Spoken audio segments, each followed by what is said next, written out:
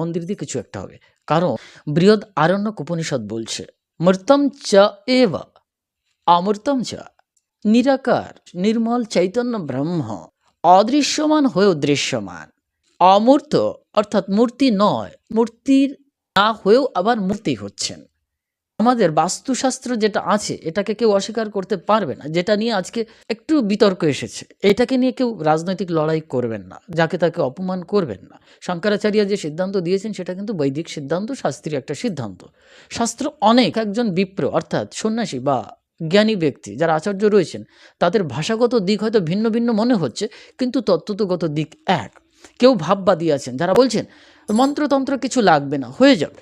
এটা একটা শাস্ত্রীয় দৃষ্টিকোণ। আবার বিধিমার্গীয় একটা শাস্ত্রীয় দৃষ্টিকোণ আছে, সেটা হচ্ছে বেদ, যেখানে আচরণকে, বিধিমার্গীয় পদ্ধতিকে গুরুত্ব দেওয়া হয়েছে। সমাজে যদি ডিসিপ্লিন না থাকে তখনই কিন্তু ব্যভিচার ভ্রষ্টাচার এসে যায় সমাজে।